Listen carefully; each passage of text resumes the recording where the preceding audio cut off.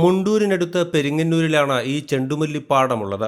പെരിങ്ങന്നൂർ സ്വദേശി അരിമ്പൂർ വീട്ടിൽ പ്രമോദാണ് ഇവിടെ വിശാലമായ കൃഷിയിടത്തിൽ ചെണ്ടുമല്ലിത്തോട്ടം ഒരുക്കിയിരിക്കുന്നത്.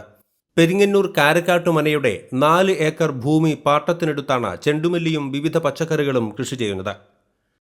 കൃഷിയുടെ ഒരു താല്പര്യം നേരത്തെ ഉണ്ടായിരുന്നു. പക്ഷേ നമുക്ക് സാഹചര്യങ്ങളിൽ അനുവദിക്കുന്നുണ്ടായിരുന്നില്ല. നമുക്ക് സ്വന്തമായിട്ട് സ്ഥലമില്ല. അല്ലെങ്കിൽ അതിൻ്റെ സാമ്പത്തിക പിൻബലമോ പാരമ്പര്യമായിട്ട് അറിവുകൾ പകർന്നു തരാനോ ആൾക്കാരില്ല. അപ്പോൾ അങ്ങനെ നമുക്കൊരു ഐഡിയ മനസ്സിലുണ്ടായിരുന്നുള്ളൂ. ആ സമയത്താണ് കോവിഡിൻ്റെ ഒരു പ്രശ്നം വരണത്, ലോക്ക്ഡൗൺ ആവണത്. ശരിക്കും പറഞ്ഞാൽ ഇപ്പോൾ പ്രൊഫഷണലി ഞാനൊരു ജനസേവന കേന്ദ്രം നടത്തുന്ന ആളാണ്. കേന്ദ്ര സർക്കാരിൻ്റെ അംഗീകാരമുള്ള ഡിജിറ്റൽ സേവാ കേന്ദ്രം നടത്തുന്നുണ്ട് മുണ്ടൂർ, നമ്മുടെ കൈപ്പറമ്പ് പഞ്ചായത്തിൻ്റെ ഓപ്പോസിറ്റ്. അപ്പോൾ കോവിഡ് വന്നു, ലോക്ക്ഡൗൺ, നമുക്ക് പരിചിതമല്ലാത്ത കാര്യങ്ങളാണ് അതൊക്കെ. അപ്പോൾ അങ്ങനെ വന്നപ്പോൾ നമ്മുടെ വീട് നിൽക്കുന്നത് 14-ാം വാർഡിലും സ്ഥാപനം നിൽക്കുന്നത് 15-ാം വാർഡിലുമാണ്. അപ്പോൾ ഒരു 7 ദിവസം അല്ലെങ്കിൽ ചിലപ്പോൾ 14 ദിവസം ലോക്ക്ഡൗൺ ആവണം ഇവിടെ ഒരു പോസിറ്റീവ് കേസ് വന്നാൽ. നമ്മളത് കഴിഞ്ഞിട്ട് നമ്മുടെ സ്ഥാപനം ഓപ്പൺ ചെയ്യുന്ന സമയത്ത് സ്ഥാപനം നിൽക്കുന്ന വാർഡിലൊരു പോസിറ്റീവ്, അപ്പോൾ വീണ്ടും അവിടെ ലോക്ക്ഡൗൺ. അപ്പോൾ നമുക്ക് പ്രത്യേകിച്ച് ഒന്നും ചെയ്യാനില്ല. ആ സമയത്താണ് ഈ സ്ഥലത്തിൻ്റെ ഉടമ അങ്ങനെ ഒരു ആശയം പറഞ്ഞത്. അങ്ങനെ ഒരു താല്പര്യം ഉണ്ടെങ്കിൽ, നേരത്തെ പറഞ്ഞിട്ടുണ്ടല്ലോ, താല്പര്യം ഉണ്ടെങ്കിൽ ചെയ്തോളൂ എന്ന് പറയുന്നത്. അപ്പം എന്നാൽ ശരി, അങ്ങനെ നോക്കാം. അപ്പോൾ എൻ്റെ ഒരു വല്യമ്മയുടെ മകനുണ്ട്, എൻ്റെ സുഹൃത്ത് അല്ലെങ്കിൽ ഒരു വഴികാട്ടി എന്നൊക്കെ പറയാവുന്ന ഒരാളാണ്, ബാബു എന്ന് പറയുന്ന നമ്മുടെ ഒരു ചേട്ടൻ. അപ്പോൾ അദ്ദേഹം പറഞ്ഞു എന്നാൽ ശരി നമുക്ക് ചെയ്യാം. കർണാടകയിലെ ഹൊസൂരിൽ നിന്നും 3 രൂപ നിരക്കിൽ വരുത്തിയ 7000-ഓളം ഹൈബ്രിഡ് ചെണ്ടുമല്ലി തൈകളും കൈപ്പറമ്പ് കൃഷിഭവനിൽ നിന്നും വാങ്ങിയ 2000 തൈകളുമാണ് ഇവിടെ നട്ടുപരിപാലിക്കുന്നത്. മുണ്ടൂർ, കേച്ചേരി, കുന്നംകുളം, പാവറട്ടി എന്നിവിടങ്ങളിലെ പൂവിപണികളിലേക്കാണ് പൂക്കൾ കൂടുതലും കൊണ്ടുപോകുന്നത്. എങ്കിലും നേരിട്ട് കൃഷിയിടത്തിലെത്തുന്നവർക്കും പൂക്കൾ നൽകുന്നുണ്ട്.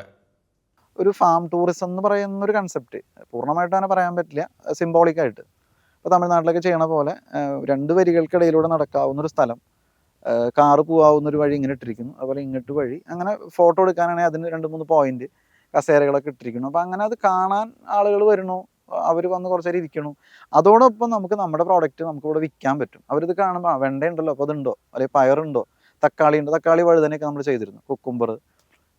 വിഷുവിന് നമ്മൾ വെള്ളരി അത്യാവശ്യം നല്ല ക്വാണ്ടിറ്റി ചെയ്യാറുണ്ട്. അപ്പോൾ അങ്ങനെയൊക്കെ ചെയ്തു വന്നപ്പോൾ പിന്നെ ഓർഗാനിക്കാണ് നമ്മൾ ചെയ്തിട്ടുള്ളത്. അപ്പോൾ അതിന് നല്ലൊരു മാർക്കറ്റ് ഉണ്ട്. അപ്പോൾ മാർക്കറ്റിങ്ങിന് ഈ പൂ നമുക്ക് ഭംഗിയായിട്ട് ഉപയോഗിക്കാമെന്ന് മനസ്സിലായി. ഇത് ലാഭകരമാണ് താനും. അങ്ങനെയാണ് നമ്മൾ ഇതിലേക്ക് വരണത്. ഇതിപ്പോൾ 4ാമത്തെ വർഷമാണ് പൂ ചെയ്യണത്. ചെണ്ടുമല്ലിക്ക് പുറമെ ജൈവ രീതിയിൽ കൂർക്കയും വെണ്ടയും പച്ചമുളകും വൻതോതിൽ ഇവിടെ കൃഷി ചെയ്യുന്നുണ്ട്. ചെണ്ടുമല്ലി കൃഷി ചെയ്യുമ്പോൾ പ്രാണികളും കീടങ്ങളും പൂക്കളിലേക്ക് ആകർഷിക്കപ്പെടും എന്നതിനാൽ പച്ചക്കറികൾ പ്രയാസമില്ലാതെ വളരുകയാണ്. മുൻ വർഷങ്ങളിൽ കപ്പയും ചേനയും മറ്റും കൃഷി ചെയ്തപ്പോൾ മുള്ളൻപന്നിയും കാട്ടുപന്നിയും കൃഷി നശിപ്പിക്കുന്ന സാഹചര്യമുണ്ടായിരുന്നുവെങ്കിലും കൂർക്കയ്ക്ക് പൊതുവെ അത്തരം ശല്യങ്ങളില്ലെന്ന് പ്രമോദ് പറയുന്നു. അപ്പോൾ നമുക്കതിൽ കൊള്ളി നമുക്ക് ചെയ്തിട്ട് ഒരു 70% നമുക്കത് പോവുകയുണ്ടായത്, അതിന് കിട്ടിയില്ല.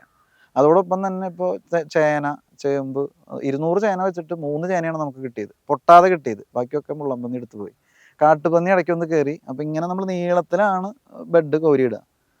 അത് ഒരറ്റം തൊട്ട് അറ്റം വരെ ഇടിച്ച് കളയുമ്പോൾ ചുറ്റുവട്ടത്തുള്ളതൊക്കെ പോകും. അപ്പോൾ അത് കാട്ടുപന്നിയുടെ ശല്യം ഉണ്ടായി. അപ്പോൾ കിഴങ്ങ് വർഗ്ഗം വിജയിക്കില്ല എന്നല്ലേ, ആ കൂടി നമുക്ക് വിജയിക്കുന്നത് കൂർക്കയാണുള്ളത്.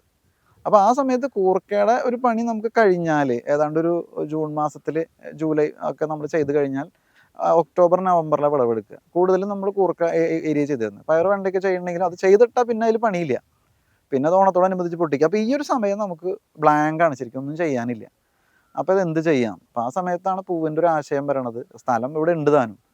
ഓണമെത്തിയതോടെ ചെണ്ടുമല്ലി പാടം കാണുന്നതിനും ഫോട്ടോയും റീൽസും എടുക്കുന്നതിനുമായി നിരവധി പേരാണ് ദിവസേനയെന്നോണം എത്തുന്നത്.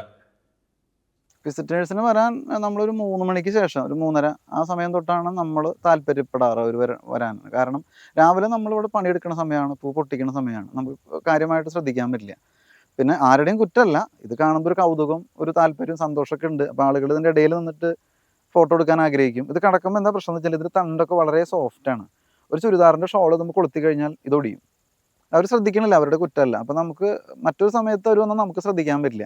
അപ്പോൾ നമ്മളും കൂടെ ഫ്രീ ആയിട്ടുള്ള സമയം എന്ന് പറയുന്നത് ഉച്ചയ്ക്ക് ശേഷമായിരിക്കും. നമുക്ക് ഓൾറെഡി ജോലിയുണ്ട്. പക്ഷേ എന്നാലും രാവിലെ നമ്മൾ ഉച്ച വരെ നമ്മളിവിടെ പൂ പൊട്ടിക്കുക, ഒരു വലിയൊരു ക്വാണ്ടിറ്റി ഒക്കെ പൊട്ടിക്കണം. അപ്പോൾ നമ്മളും പണിക്കാരും ഉണ്ടാവും, അത് പൊട്ടിച്ചുകൊണ്ടിരിക്കുകയായിരിക്കും. ഒരു 3:30 ശേഷം വരികയാണെങ്കിൽ ഒന്ന് റിലാക്സ്ഡ് ആയിട്ട് അവർക്കും കുറച്ച് നേരം ഇരിക്കാം, നമ്മുടെ അടുത്ത് എന്തെങ്കിലും സംസാരിക്കാം. തിരക്കിട്ട് പോകേണ്ട കാര്യമില്ല. അല്ലെങ്കിൽ നമുക്ക് പോകേണ്ട ഒരു സമയമായാലും ഇവരോട് നിങ്ങൾ ഇറങ്ങണട്ടാന്ന് പറയാൻ പറ്റില്ല. വൈകിട്ടാകുമ്പോൾ കുഴപ്പമില്ല, 7 മണി, 7:30, 8 മണി അവർക്ക് എപ്പോൾ വേണമെങ്കിൽ പോവാം. അവർക്ക് പൂ വാങ്ങിക്കാം, അല്ലെങ്കിൽ പച്ചക്കറി വാങ്ങിക്കാം, അങ്ങനെയുള്ള സൗകര്യമുണ്ട്. അപ്പോൾ അവരൊരു ഔട്ടിങ്ങിന് ഇറങ്ങണ പോലെ ഈവനിങ്ങിലാണെങ്കിൽ അവർക്കും സൗകര്യമാണ്. അപ്പോൾ അതുകൊണ്ട് ഈവനിങ്ങിലാണ് നമ്മളത് താല്പര്യപ്പെടുന്നത്. ഇനിയിപ്പോൾ അതല്ല, കുറച്ച് ദൂരത്തു നിന്നാണ് അവർ, ഇതുവരെ വന്നിട്ട് അവർക്ക് കണ്ടു പോകാനാണെങ്കിൽ രാവിലെ വരെ വന്നോട്ടെ, കുഴപ്പമില്ല. പക്ഷേ ഒറ്റ കാര്യമേ ഉള്ളൂ, വരുന്നത് അവർക്കാണ് കൂടുതൽ സന്തോഷം കിട്ടുക. നമുക്കതൊരു വിഷമത്തിനിടയാവരുത്. വന്നിട്ട് നമ്മുടെ സമയം നഷ്ടപ്പെടുത്തുകയോ ചെടികൾ കേടുവരുത്തുകയോ ചെയ്യാതിരുന്നാൽ അവർക്ക് എപ്പോൾ വേണമെങ്കിൽ വരാം. കൈപ്പറമ്പ് ഗ്രാമപഞ്ചായത്തിലെ മികച്ച കർഷകനുള്ള പുരസ്കാരം ഇത്തവണ പ്രമോദിനാണ് ലഭിച്ചത്. പ്രമോദിന്റെ പരിശ്രമങ്ങൾക്കുള്ള നാടിന്റെ അംഗീകാരം കൂടിയായി മാറുകയാണ് ഈ പുരസ്കാരം. News desk ATK news.